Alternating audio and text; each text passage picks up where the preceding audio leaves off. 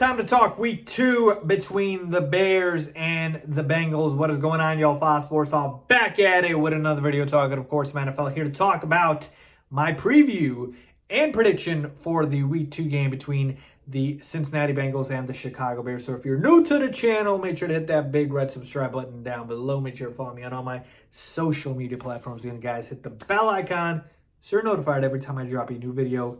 Let's get into it, shall we? Guys, real quick before I do get into the video, I just want to share the sponsor of this video today. I'm very happy to work with them, folks, because I use their platform every single day, and that is Fanduel. Yes, I've partnered with Fanduel, guys, and I'm telling you this right now. Please understand, know this about me. I do not partner with anybody that I don't actively use myself. I can't be telling you guys about so-and-so if I don't myself use it. I play Fanduel every single day. Every single day. And so what I'm going to do for you guys is this. Sign up on Fanduel, right? Which is daily fantasy sports and even sports betting as well. Their sportsbook. Sign up under Fanduel under my link, okay? 5 Sports Talk. Fanduel.com/5 Sports Talk. Link is in the description. And make a lineup on there. Send that lineup to me. DM it. Instagram, Twitter, links down below. I will literally grade your lineup, or even better, if you want, I will share my week 2 lineup with you guys. If you sign up under my link, show me the screenshot, I will send you my week 2 lineup, folks. I play DFS every single week. I will send you my lineup, okay? That's how much I believe in FanDuel, and I'm a fan of them, and they give you a deposit bonus, all right? So sign up under my link, FanDuel.com/5 Sports Talk. DM me. I will literally send you my week 2 FanDuel lineup. Guys, I hope you enjoyed that. Let's get it. We all know by now the Bears got absolutely throttled last week by the LA Rams on Sunday Night Football, and that was expected.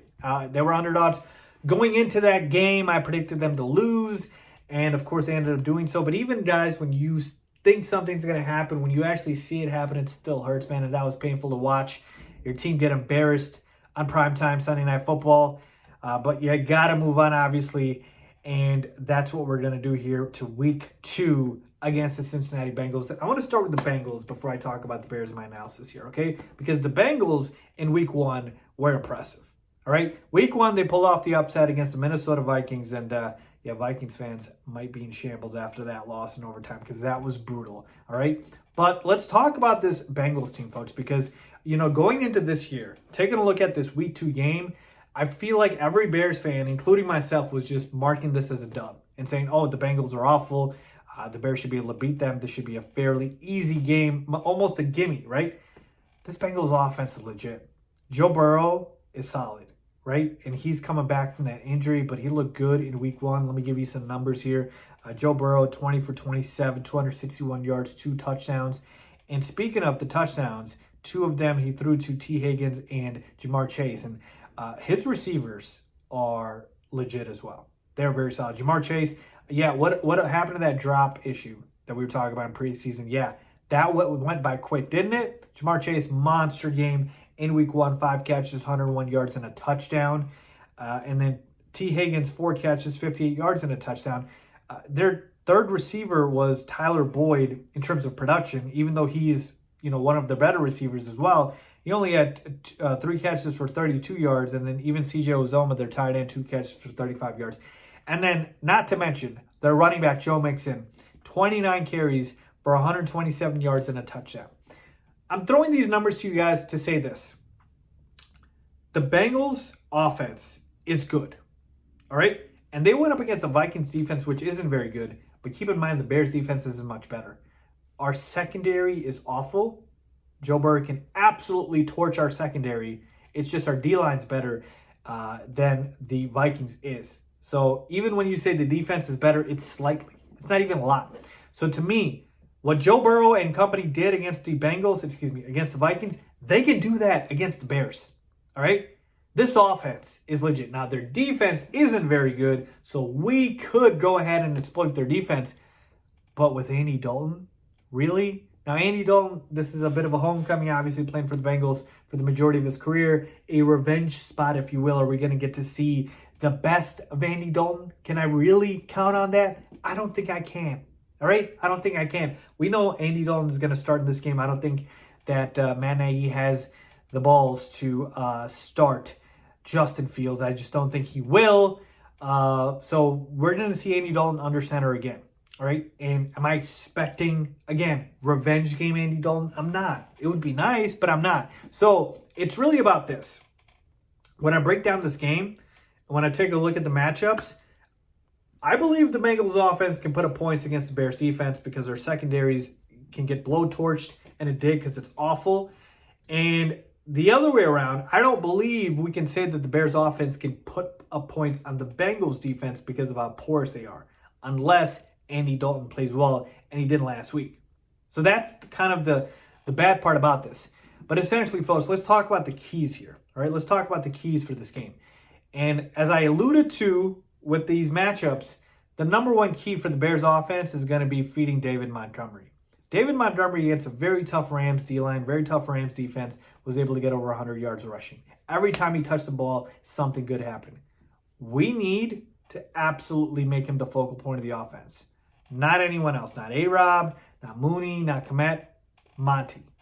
If Andy Dalton's starting, Monty should be the guy getting the carries. I want at least 20 plus carries from Monty. 20 at least plus would be nice. He got less than that last week. All right. Key number one, feed Monty. Bengals defense isn't very good. Certainly not even close to the Rams. He should be able to easily rack up 100 yards, commit to the run. And what it's going to do is, this is another one of my keys, is committing to Monty, running the football is going to slow the game down. Folks, we can't win shootouts. We just can't, not with Andy Dalton. So what we got to do is milk the clock. You got to take out time, make it slow pace, slog fest, all right? So you got to slow down the game by running the football. Because now you can't even depend on your defense like you used to. So run the football with Monty, is key number one, and then milking the clock, kind of key number two.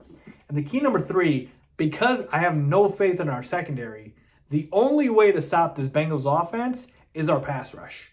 We need Khalil Mack to show up. I'm sorry, Khalil Mack, we're paying him a lot of money. He didn't show up last week, right? I didn't see any sacks. I didn't see any production from Khalil Mack, right? So to me, I need a big game from Mack. I need a big game for Robert Quinn. I need a big game for my defensive line, because getting pressure on Joe Burrow, who should still be a little shaky after his injury, is the only way to stop this Bengals offense, because you know our secondary is not going to do that. Our secondary can't even tackle right. They can't even tackle guys that are on the ground, and they'll let them walk in for a touchdown. So I'm not depending on that. I want our pass rush to get pressure on Joe Burrow and make him flinch and make him think twice before throwing the football. So to me, those are the three keys, right? You go ahead and get pressure on Joe Burrow, you run the football with Monty, and you milk the clock. That's how you win this game. Any other way, and you can see the Bengals winning this game. It's only a 2.5-point spread. It was 3. It went down because people know the Bengals can absolutely win this game. The advantage the Bears have is that they're at home, so that's good. But still, the spread is only, it started at 3, it went down. That means Vegas is telling you people are obviously betting against the Bears. They don't believe in this offense with Andy Dalton. If it's Justin Fields, whole different story, whole different discussion. But I'm fully expecting Andy Dalton to start week 2. So to me, I believe the Bears have their shot, obviously, to win this game. And if they don't, and if the Bears don't win this game, which is very possible, right? Because the Bengals offense is legit. If they don't win this game, I know it's week 2, and I'm not saying this to overreact. Matt Nagy is going to be on the hot seat. Because you got the Browns next week after, and it's only going to get harder from here on out. So you got to be able to beat the teams that you should be able to beat. So this is not a must-win. I'm not saying that it's only week 2, but what I'm saying is the pressure is going to build. It's going to build. So to me, the Bears need to come out and absolutely play with some urgency. They need to be able to, focus on the run and establish the run with David Montgomery, slow the game down. So if it turns into a shootout, I'm sorry, folks. We're not winning that. The Bengals can beat us. They can beat us. I'm just being honest with you guys. That's how little faith I have in our coaching staff and our offense at this point, and even our defense to a certain extent, especially our secondary.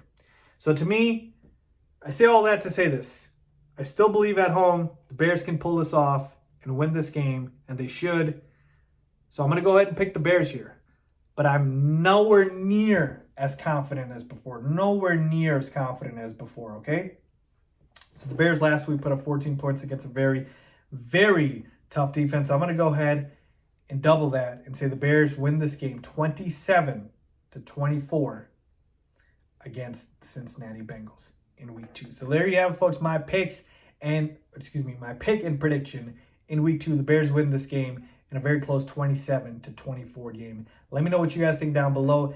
As always, thanks for watching.